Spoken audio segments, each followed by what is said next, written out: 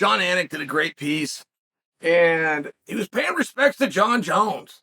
And this guy's great. He talked about a little bit what he did at light heavyweight.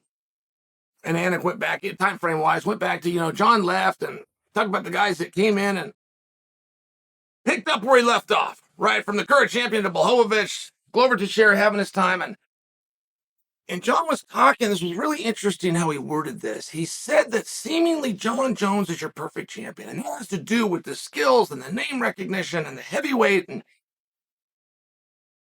he said, but there might be other ideal champions that we're not considering. For example, Sergei Pavlovich would probably fight every 3 months. And this is all John says. So then you have to piece together what he means, which is John is your ideal heavyweight champion. But is he if you don't have him fighting?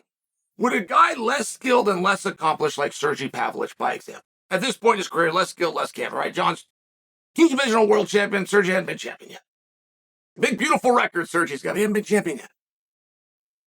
But if he'll fight consistently and he's not a headache at all, and you don't have to talk and call Winklejohn and get Jackson on the phone and see what Malachi's doing. You don't have to do any of that. This guy will fight a fight when you want him to fight. Are you better off? And this is just a question that Anik posed. He just posed the question, but I want to answer it because it's a hard one. It really is a hard one. What do you guys think? You get a guy that's better at the job, but he won't come to work but 20% of the time. You get a guy that's not as good at the job, but goddamn it, he'll come every day. Who are you going to hire? Who do you think would be more valuable, and who would you rather have? It seems real obvious, doesn't it? But I will tell you this. You ever meet a guy that majored in economics, right? You ever meet a guy that's got a PhD in economics?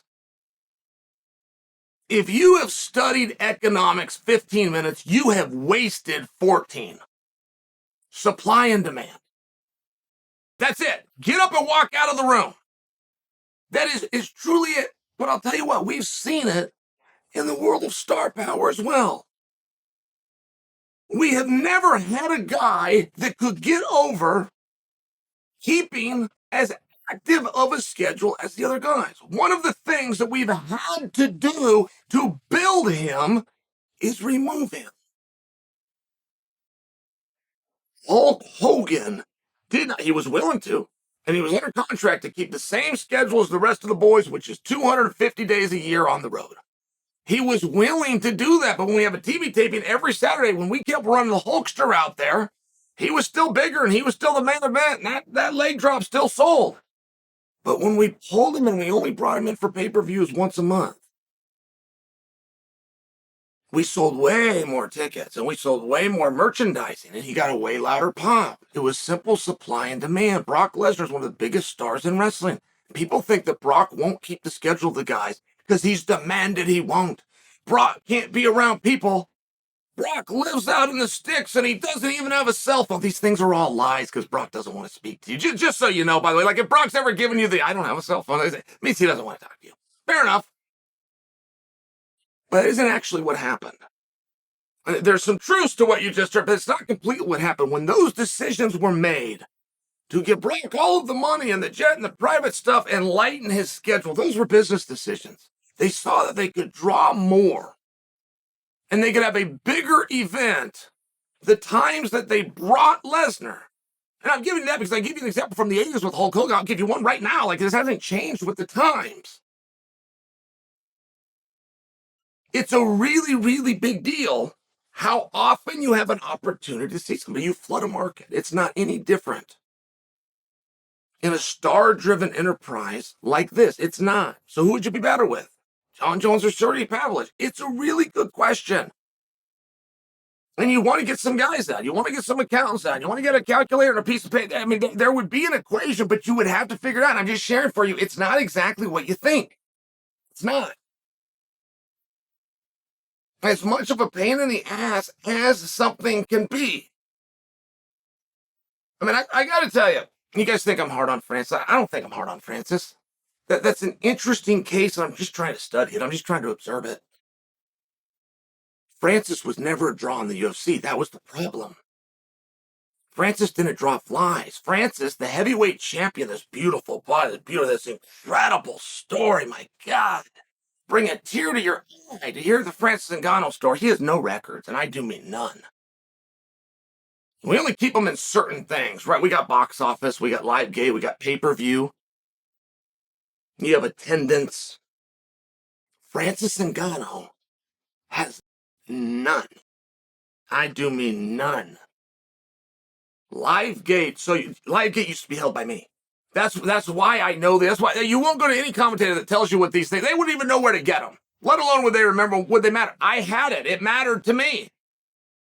7.4 million. I had the record. I'm not even in the top 10 now. Do you want to know who is? In all of them? And yeah, you heard me that right. He's got number 1, but he's also got number 2. He's also got 3, 4, 5, 6, 7, 8, 9, and 10. Conor McGregor.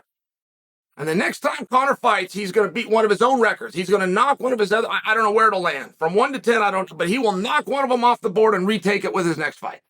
Red Panty Night is real. I'm sharing with you why I know about these numbers and why that they matter to me, but I'm sharing with you. Francis doesn't have them. Now, you think I just put Francis down? No. I'm trying to prove a point for you. Francis has never drawn. Francis has had great opponents with great promotion. The surreal gun and the storyline. I mean, just the build and the look, right? You get 2 fat slobs at heavyweight. Not this time. You got body beautiful men.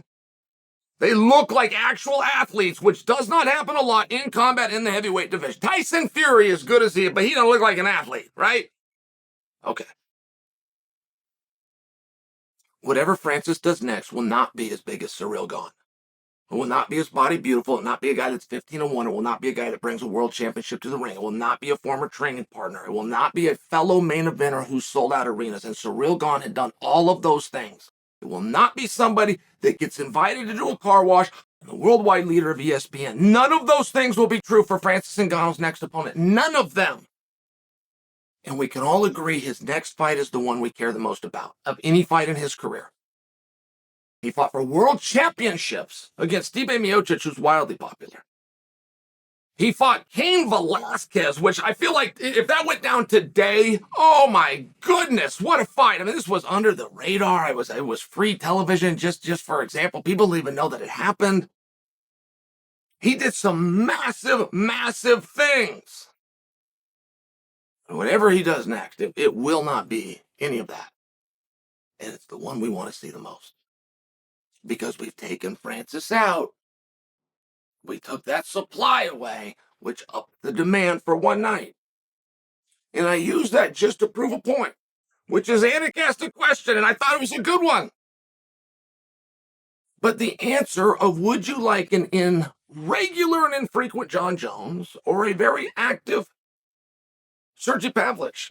If you were looking at today, the answer may not be what you think. Now, down the road, you grab Sergei now, and you try to equate that out over, say, a 3.5 to 4 year run. So now we're talking about 8 to 11 fights.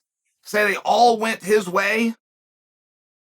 And you had a cooperative guy who would continue to come to. I mean, that would be something really cool, but you're also talking about a unicorn. Sergei Pavlovich is no different than any of the rest of them. As soon as you give him some run and you give him some attention, he's going to turn the gun on you. Whoever Sergei's team is now and represents him and manages him, I mean, don't let him out of your sight because somebody's going to swoop in and they're going to have the same conversation that every other manager that steals somebody has, which is, well, now that you're to this level, you need better representation, and that's where I come in. And if you look at my suit, it's nicer than your manager's suit, so I must be at another level, right? And if you look at the restaurant I brought you to, it's a much more expensive menu than the one your manager takes you to, so I must be at a different level, right? And the fighter every time, right, where do I sign? Every time. So, could you even factor Sergei Pavlovich 3 or 4 years of undefeated now and compare him to the attitude that he has? Probably not. Not if you use history as a trajectory. History as a trajectory to the future. There has never been a fighter in the past that got a little bit of stroke and didn't turn the guy. Leon wins the championship, becomes a millionaire, goes to the press conference. He was asked to do something. He was asked to fight Colby. As soon as he became champion, the first thing he got asked to do, he said no. Leon's not wrong. It's not like Dana has to fire him or Hunter has to get mad. They knew that was going to happen. Every guy they've ever done something for and got a little bit of stroke and a little bit of heat and a little bit of push behind turns the gun on them. Every single time, no exception. So, it's a tough question. It was a fair question by Jon. Calculate and compute a cooperative, drawing heavyweight champion. We've simply never seen one.